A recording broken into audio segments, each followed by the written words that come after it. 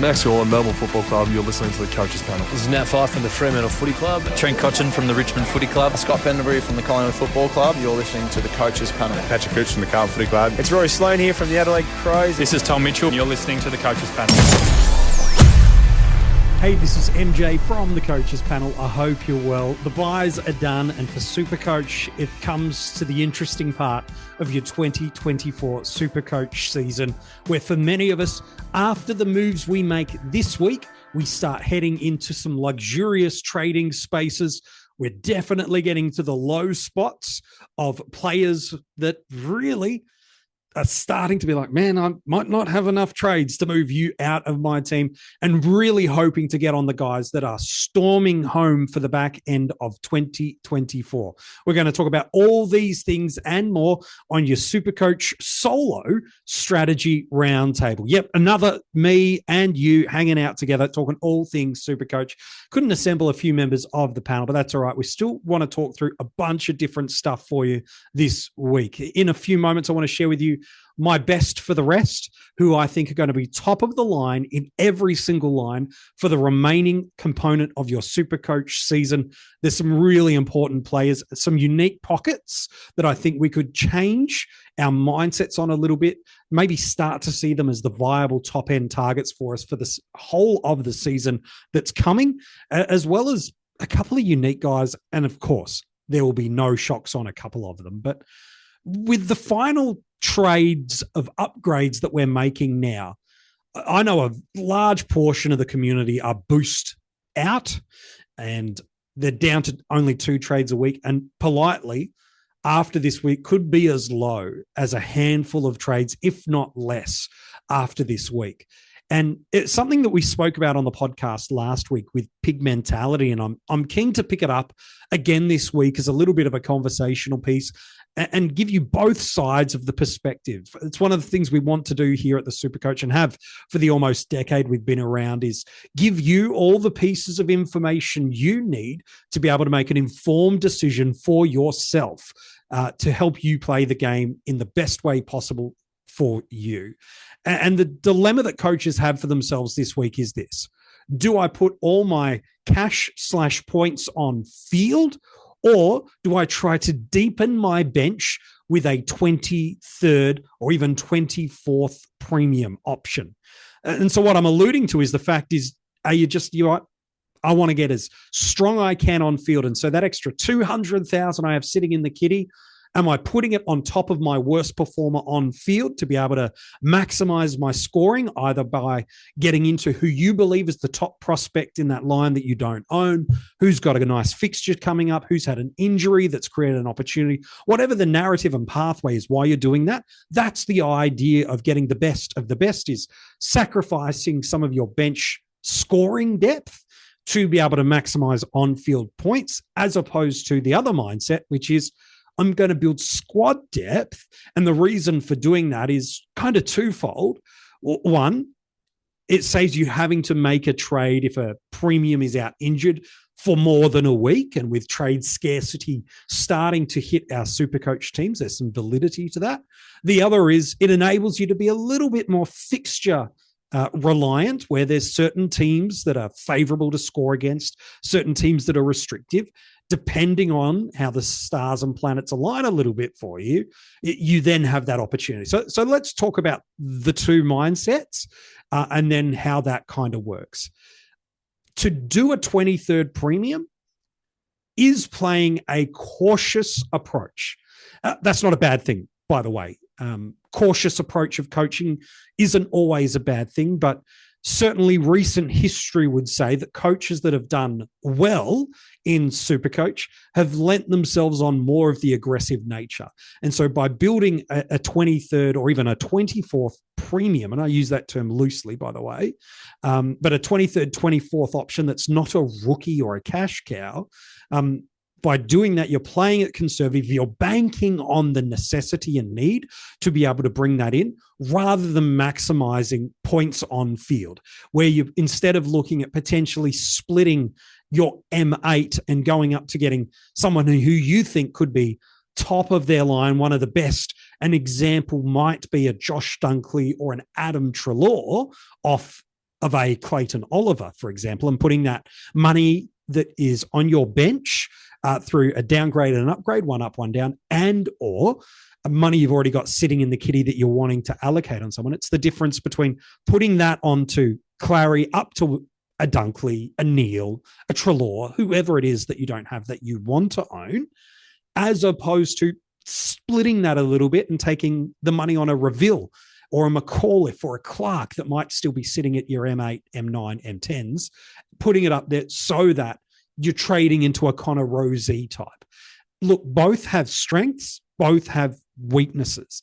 For me, the big leading indicator that would give me confidence around how to approach it would be simply this for you. How many trades have you got left?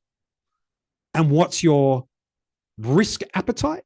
And then the third thing would be, what are you ultimately aiming to achieve? If it's league or rankings focus, it's totally different things, totally different mindsets, because all you're trying to do is get yourself in the chance to have a double chance in finals for leagues and not worry too much about the timings, the fixtures, the break evens, although they're important. You're just trying to qualify in high as you can. And your trade cadence is to some degree linked to the matchups that you have to some degree. Whereas rankings, it's now all about these final sort of 8 weeks and the moves that you can make. I think both philosophies work, but both have an element of risk. When you put all your money on the field, the risk component is when or if injuries or suspensions come, you're then either forced to put a lower prospect on field using a Reveal, for example, a Dowling, on field to cover for that week, or you're forcing yourself into a trade to keep up with the scoring that you had. That's the risk. The reward is you're getting who should be better scoring prospects and making up those 10 points per game, 15 points per match, whatever it is you're trying to do between who's currently there and what you want to be there. That's the ideology and mindset is. Anything you might lose for the week of a cash cow covering, you're going to make up over the 6 or 7 weeks and save that kind of depth trade to maximize the hope ceiling and scoring. So that's what the mindset is there. The other, with going for a little bit more depth, is simply a little bit of trade conservative nature, because over these next 6 to 8 weeks, guys are going to get put out to pasture that might be carrying some injuries, with teams starting to no longer qualify for finals, and or teams that have already secured finals and they're just trying to get players cherry ripe. They might take some conservative approaches. And by building some squad depth, you build that simple ability to save the trade that might normally be needed and push them with that depth cover. So both have, honestly, both have merit, both have risk, but that's why I come back to those kind of 3 criteria leaders for you. And I want to ask you, what is those 3 criteria leaders for you? The first is, how many trades have you got left, and how many more moves do you need to make to get to a team that you feel content that are premium potential performers? Then there might not be priced at that, a Simpkin, for example, but there's enough potential for him to be in that space. So he's someone that is there. So it's all about how many trades have you got? That's the element. How many players are linked to that? Do you need to get to a quote unquote completed team? What's your risk appetite? Some coaches that play SuperCoach love to take the game on and are happy to,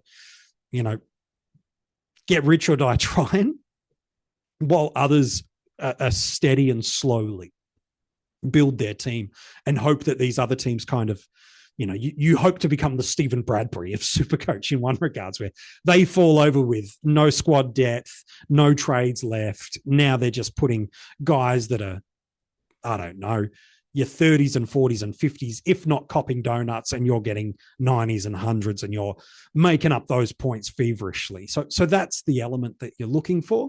And then it always does come down to, what's your focus? Is it rankings or leagues? Both of those things determine and dictate a lot of what you're doing and why you should do it. But if you are looking for a 23rd premium, I want to propose 3 options for you. Honestly, there's a bunch of them, but I want to propose 3 that could be on field. And if they are, that's perfectly fine. But I think, more idealistic sensibilities, who would be those three players that I would say, look, if you could get them in your rotation of a DPP position, that could be absolutely huge. One is a defender mid, one is a mid forward, and one is a pure mid. And the reason I've given you a pure mid is because hopefully you should have at least one mid forward in your forward, or in your of course you got one in forward line, in your midfield, that even if it's a dead rookie, you should be able to flick it through. So even if it's a Kynan Brown, Billy Dowling, he's not a dead rook, but you know what I mean. Someone that's not going on field, you can move the Heaney's, the Zorkos, the Flanders, the whoever's around.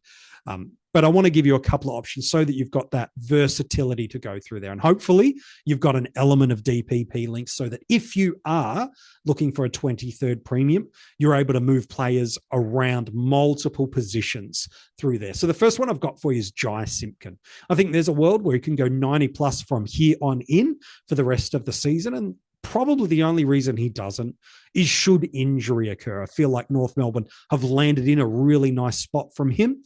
And while he's not a completely heavy, saturated centre bounce midfielder, it does feel like North Melbourne has found a really nice midfield mix. So at just over 400K, coming off the back of 2 tons now, as you can see on screen if you're watching on YouTube, is he does look and appear to me that he's got that sort of 50-50 split.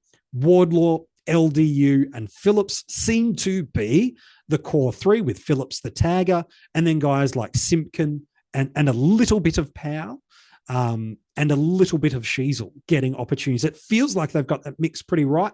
Certainly their past 2 weeks is the best they've looked, and Simpkin scored well, albeit against teams that midfielders in SuperCoach with Melbourne and West Coast are a little bit more favourable. But North Melbourne do have, according to DFS Australia, for inside mids, probably the best fixture from now to the end of the season, specifically in the last month. So to me, there may be a world where Simpkin ends up on field at F5 or F6 for you, but I think in the more idealistic sense, you've got who I think are the top 6 forwards from now to the end of the year, and he's able to cover you through a couple of link spots. So to me, I think if you could get Simpkin in there, that would be one. The pure mid that I want to suggest to you is Connor Rosie, just over 400,000. Unbelievable scorer on his day. He is more suited to the other formats because there's not as much contested components to his game.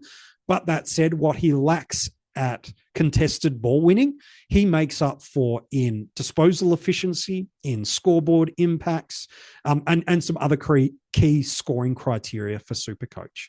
And so why is he at 400,000? Well, simply, there are 3 injury impacted games for Connor Rosie this season, 2 hamstring and basically the same injury, but 2 separate games. The other against North Melbourne a couple of weeks back, suffers a little bit of an ankle roll and hurts himself pretty decently in the first quarter and basically is parked forward for the rest of the game.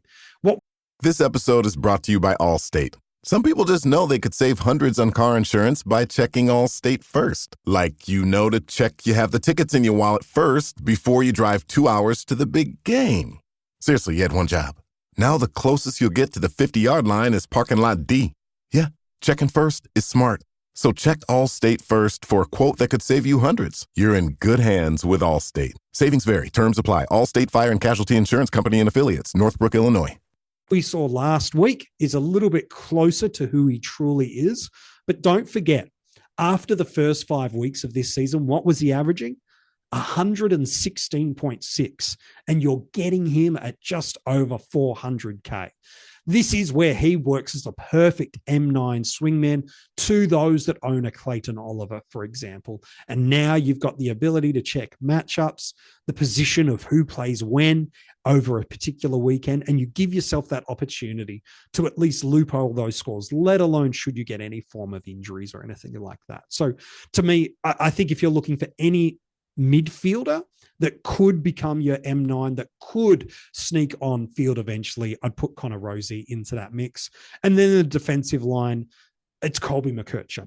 At time of recording, it's not been announced whether he's coming back to play from this week, but he played really well in the VFL last week. And I think they're going to give him every opportunity to shine for the final few months of the season. Just over 375,000, just under 380, if I'm being honest. But his 3-round average before injury was a 109. So should he maintain that or regain that core distribution role off half back, which I think would make a lot of sense, given they feels like to me and looks like to me, they've got pretty settled with that midfield core. He just slides back beautifully into a distribution space with Zach Fisher.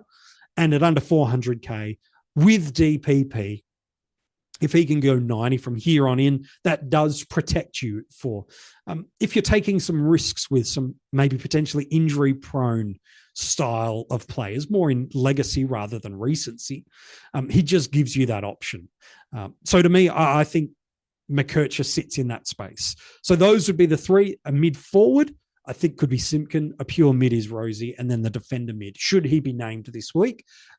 He's got a negative break even too from memory, so I quite like Colby McKercher. So if I was looking for a 23rd premium, these would be the guys I'm looking for. I suppose you could say if you're looking to get someone cheap, they sit in that space too. But to me, those would be the ones that I would suggest to you.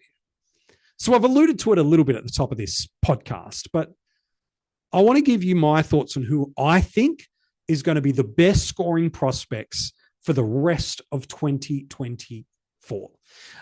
Who's going to be a defender, mid, ruck, forward? There's going to be some names that I don't think are going to surprise you. And then there might be one or two that just sneak under the radar a little bit. In the defense, let me tell you who I've got, and then you can argue with me in the comments below if you'd like to. And let me walk you through the names. Luke Ryan, Nick Dacos, Harry Sheasel, Jack Sinclair, Bailey Dale, and Elliot Yeo. Yes, those are the ones. Some notable omissions. Dan Houston was close. Lockie Whitfield was close. James Sicily was close. But to me, these are the ones. I know there's no Pearce in that Fremantle backline for at least the next 3 to 5 weeks, depending on the media reports. But to me, he's such a reliable scorer, even when he does play a level of accountable football. If you go back about 3 or 4 weeks on the SuperCoach strategy roundtable, it's the episode that we did with Jaden. And he did a beautiful breakdown of helping us understand the SuperCoach scoring, where and how it is weighted. He did a fantastic job of that.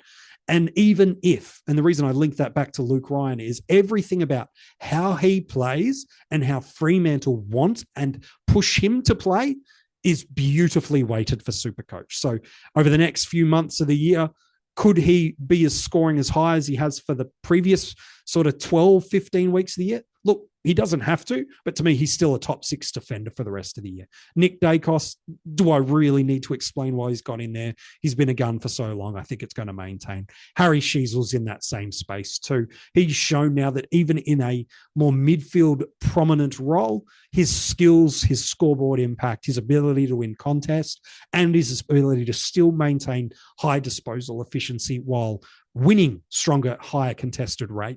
It's not damaging his scoring like some of us had feared that he had. I'm happy to put him in the mix. Pig mentality's talked about from the Dr. SuperCoach team a little bit about just how good the run home is for Jack Sinclair and the Saints. And for me, I'm a big believer in getting into Sinclair if I can. And then the final two, because I don't think any of those four surprised too many people, is Bailey Dale and Elliot Yeo. Elliot Yeo is your very typical high risk, high reward. I think if Yeo plays the next 8 weeks of the year, he'll average 120. He is so important to this West Coast team. His ability to just sit beautifully in the scoring pockets of SuperCoach make him a perfect fit for me. While Bailey Dale alongside Yeo both have really good fixtures for the remaining few months of the season. So while they might not be on paper who you think are the best, and you might put a Dan Houston, for example, in front, who's got a good couple of weeks coming up and then a couple of tougher weeks, I think both these guys, where they're at their favorable best, sit in a good space for me. So to me, those would be the 6 that I'd ideally like to have. Whether or not it's worth trading out one of those almost guys like a Sicily or a Houston or a Whitfield, I don't think for some of them it's worth jumping up to. But to me, if I could pick who I think are the top 6 scoring defenders from now, to the end of the SuperCoach season, those would be the ones. In the midfield, there's a couple that I've got in there. And again, some no real shocks. I think it would be uniform agreed that Bont sits in the pocket. Although he's injured apparently from training this week, but the last time he hurt himself at training, he went and got a 170 or something, wasn't it? So happy days. Maybe we're on track for another one. So I'll put him in there. Zach Butters. The tag concerns me a little bit. I won't deny that. But if I was a Zach Butters truther and a Zach Butters owner, I'd still hold and keep the faith. I still think he's going to go 120 over this back portion of the season.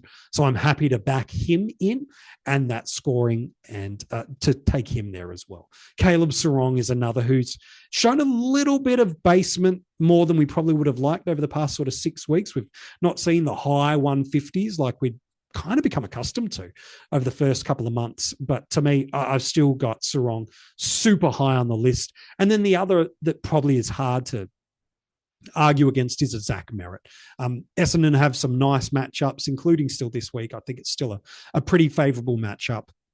Yes, he's the tag target for teams every single week, but his ability to find the ball, not just through contested moments, but just through elite endurance running, he finds a way to link up across all three components of the ground.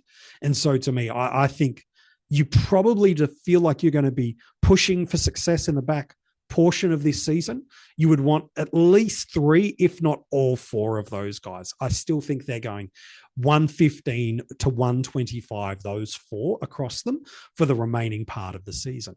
The next 4, well, this is where it might start to get a little bit different for others. But to me, I've got Luke Davies-Uniacke right in the mix. I spoke about just moments ago, I think North Melbourne on paper have the best matchup for mids that we could ask for centre bounce and clearance and inside bulls. And Luke Davies-Uniacke is right in the sweet space of delivering that. So he's not the one you probably might think sits in that space, but to me, I'm really quite comfortable that LDU will drive it home. This would be the 3rd season in a row that he storms home, pretty much averaging around that 120 marker, if not fractionally more, given how good he is at the back end of the season, that it feels like North Melbourne's sitting in the pocket of how this midfield should function. And on paper, the fixtures look beautiful for inside mids. So for me, I'm happy to put LDU inside my top 8 mids from now to the end of the year. His past month, he's been doing it. I think that's going to maintain for us. Then the other 3 I've got is a Lions pair, Lachie Neale and Josh Dunkley.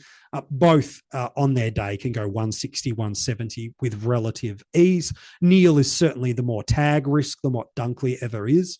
But if Neale's not tagged, man, a 150's on the cards every single week. While Dunkley just does everything right. When he drifts forward, he takes marks and kicks goals. He does win contested ball. When he does have the ball, he's generally a pretty good user of it. And then that defensive work rate he does is elite. And so there's going to be more, maybe even up to a dozen, but anywhere starting from a handful of tackles per game. Generally, 1 or 2 of them will lend themselves to holding the ball decisions, and off he goes. And all of a sudden, to me, I just don't see a world where Josh Dunkley doesn't go 115 over the back portion of the season. Ryan Reynolds here for, I guess, my 100th Mint commercial. No. I mean, honestly, when I started this, I thought I only have to do like 4 of these. I mean, it's unlimited premium wireless for $15 a month. How are there still people paying 2 or 3 times that much? I'm sorry, I shouldn't be victim blaming here. Give it a try at mintmobile.com/save. Whenever you're ready.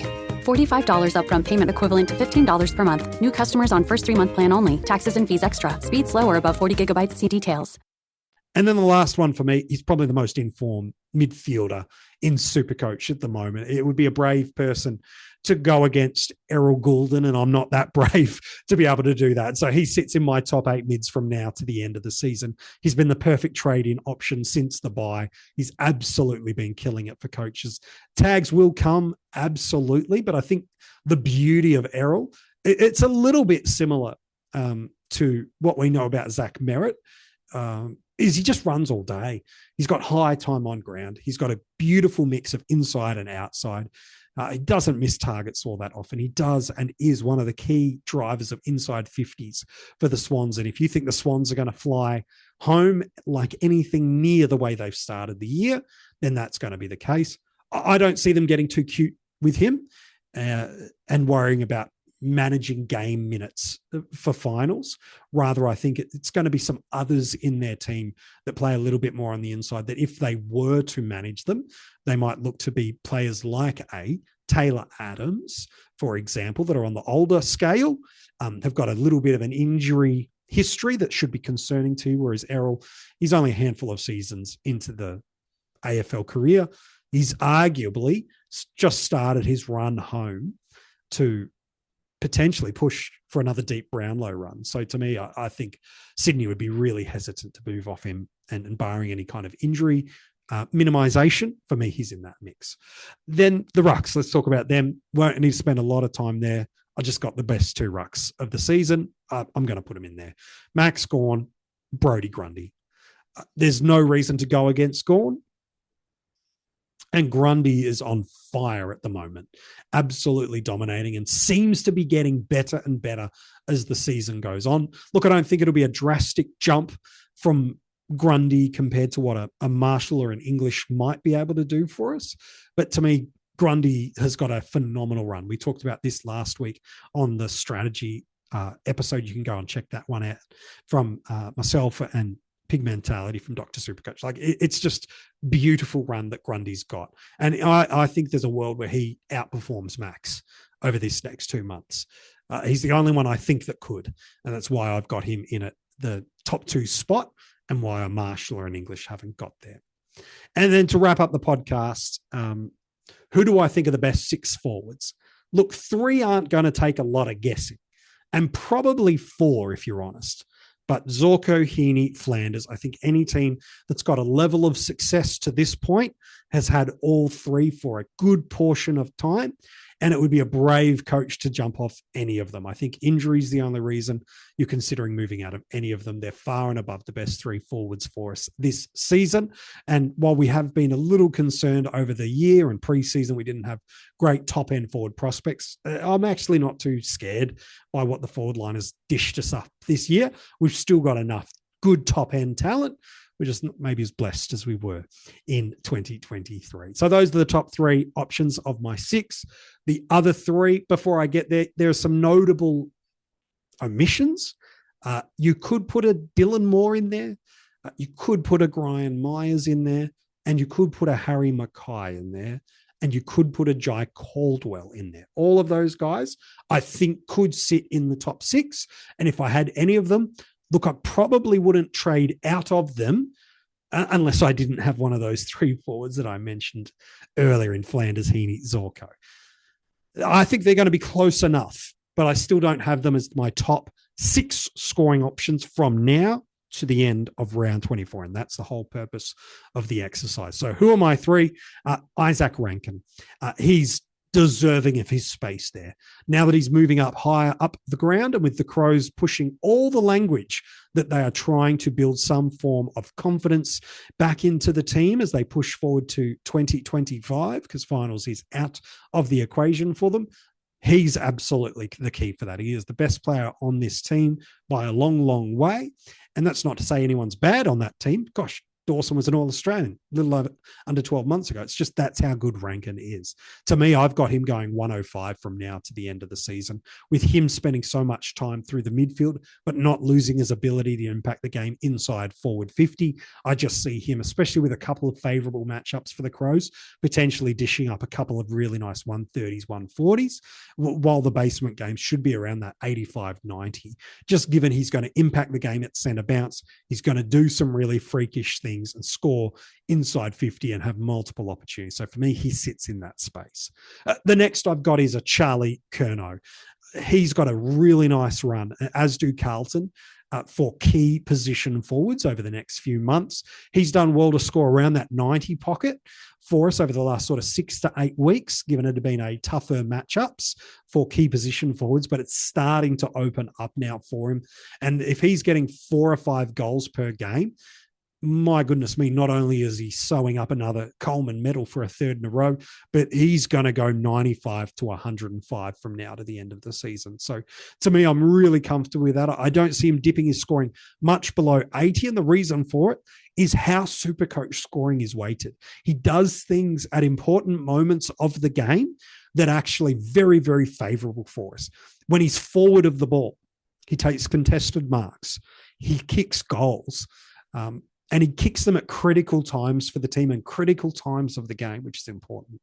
And then the other thing he does well is in the final few minutes of a quarter, outside of if they're winning, and even then, sometimes they do it in the last quarter, is he goes back and he takes intercept marks. Sometimes they're even contested at moments as well, and sets his team up with that. So when he goes back and takes those, another scoring plus for us in SuperCoach. So to me, I think Curno's going to be in that space for us. And then the last one, maybe it's controversial, especially after a disappointing one for us last week, but it's Luke Jackson. Ruck forward, so provides cover, which is a factor for sure. But to me, I think he's got 95 plus written all over him. And then all it takes is 1 or 2 weeks of no Sean Darcy, and he'll pop that 110 sort of scores really, really easily, let alone if he's impacting the scoreboard with some favorable ruck matchups. Because we do see that a little bit from Longmuir, is he does tend to play certain rucks, whether it's he or Darcy, give them a little bit more time based on their opponent. So to me, I can see Jackson pretty safely going 95 from now to the end of the season.